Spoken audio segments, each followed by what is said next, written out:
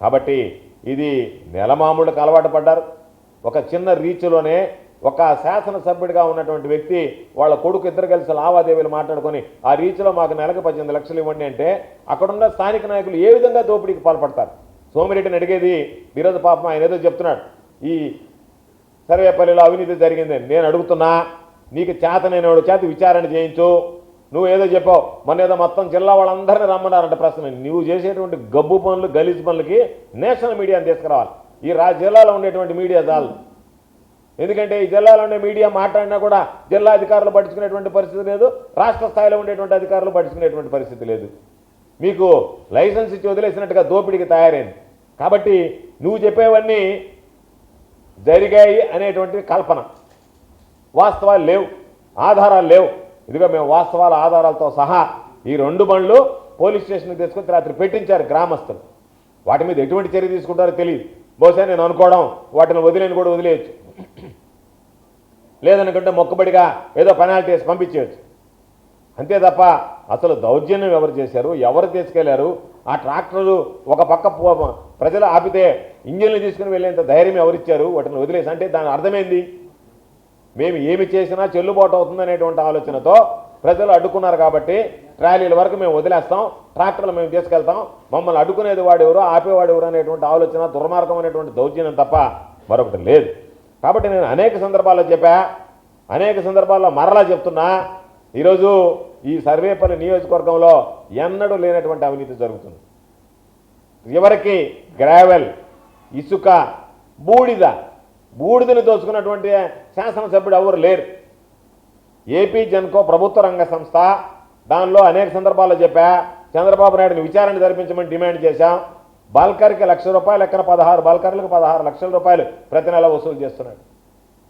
Real estate వ్యాపారులు అయితే వణికిపోతున్నారు. సర్వేపల్లి నియోజకవర్గం చుట్టుపక్కల ఎక్కడన్నా వేయాలంటే కారణం ఏమిటంటే, మీరు నాకు మామూలు ఇస్తే నుడా అప్రూవల్ ఉన్నా, నియమ నిబంధనల ప్రకారం వేయాలన్నా మీరు మాకు మామూలు ఇచ్చి తీరాల్సిందే, లేకపోతే కుదరదు. ఒక పక్క గ్రావెల్, ఒక పక్క ఇసుక. కాబట్టి ఈ స్థాయిలో ఇంత పెద్ద ఎత్తున దోపిడీ ఎన్నడూ జరిగినటువంటి పరిస్థితులు లేవు. కాబట్టి చంద్రబాబు నాయుడు గారిని డిమాండ్ చేసేది, ఖచ్చితంగా దీని మీద విచారణ జరిపిస్తే కనీసం నువ్వు యాక్షన్ తీసుకుంటావా లేదా తర్వాత సంగతి, నీకైనా వాస్తవాలు తెలుస్తాయి, ఏ విధంగా దోపిడీ జరుగుతుందనేటువంటిది నిజానిజాలు బయటపడతాయి.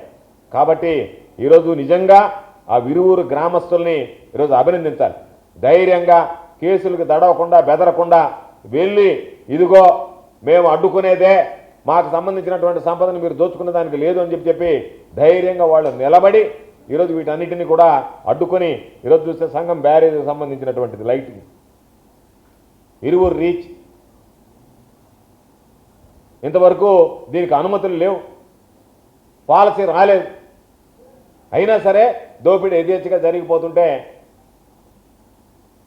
గత్యంతరం లేక ఈరోజు పోలీసులు పట్టుకున్నటువంటి పరిస్థితి. కాబట్టి మరలా నేను చెప్పేది, సోమిరెడ్డి అనేటువంటి వాడు, నేను అనేక సందర్భాలు చెప్పా, అత్యంత అవినీతిపరుడు. ర్యాంకులు కనుక చంద్రబాబు ప్రకటిస్తే అన్నిటికీ అవినీతిలో మాత్రం నెంబర్ 1 స్థానాన్ని సర్వేపల్లికి తీసుకొస్తారు. ఈరోజు ఒలింపిక్స్లో వచ్చినప్పుడు మనం గర్వపడ్డట్టుగా మనకి దేంట్లో ర్యాంక్ రాలేదు, కానీ అవినీతిలో మాత్రం ర్యాంక్ సాధించడంలో ఘనుడు. కాబట్టి ఖచ్చితంగా రాబోయేటువంటి రోజుల్లో నేను అధికార యంత్రాంగానికి చెప్పేది, గ్రామాలే తరలి వస్తాయి, రోడ్ల మీద కూర్చుంటాయి, మీ దౌర్జన్యాలని ఆగడాలని ఆపుతాయి. శాంతి భద్రతల సమస్య వచ్చినా ఏదొచ్చినా సరే దానికి జిల్లా అధికార యంత్రాంగం, జిల్లా కలెక్టర్ గారు, జిల్లా ఎస్పీ గారు బాధ్యత వహించాలి. కొత్తగా వచ్చినటువంటి జిల్లా కలెక్టర్ గారు ఉదాసీనంగా వ్యవహరిస్తున్నాడేమో తెలియదు, దానివల్లనే ఇటువంటివన్నీ జరుగుతున్నాయా? మీరు ఖచ్చితంగా వ్యవహరిస్తే ఈ విధంగా రేయింబగళ్ళు దోపిడీ జరుగుతుందా?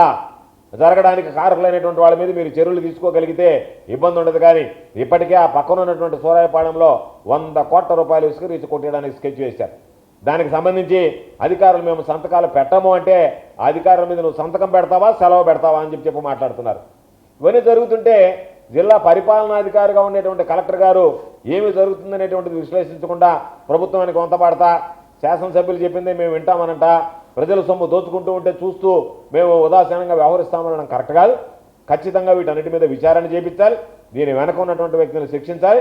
కాబట్టి చంద్రబాబు నాయుడు గారిని కూడా మేము కోరుకునేది, ముఖ్యమంత్రిగా మీరు పదే నేను ఉచిత ఇసుక ఇస్తున్నానని చెప్పి ఉపన్యాసాలు చెప్పడం కాదు, ఇవి వాస్తవాలు గ్రహించండి. దోపిడీ జరుగుతుంది, అరికట్టండి అని చెప్పి మీరు అవసరమైతే ఒక విచారణ జరిపిస్తే మీకు వాస్తవాలు వెలుగు చూస్తాయి. కాబట్టి ఆ విచారణ జరిపించాలని, ఈ ప్రకృతి వనరులకు సంబంధించినటువంటి సహజ సంపద దోపిడీలో సిద్ధహస్తుడైనటువంటి సోమిరెడ్డిల వాళ్ళ నుంచి ఈ జిల్లాని నియోజకవర్గాన్ని కాపాడాలని చెప్పి నేను కోరుకుంటున్నాను.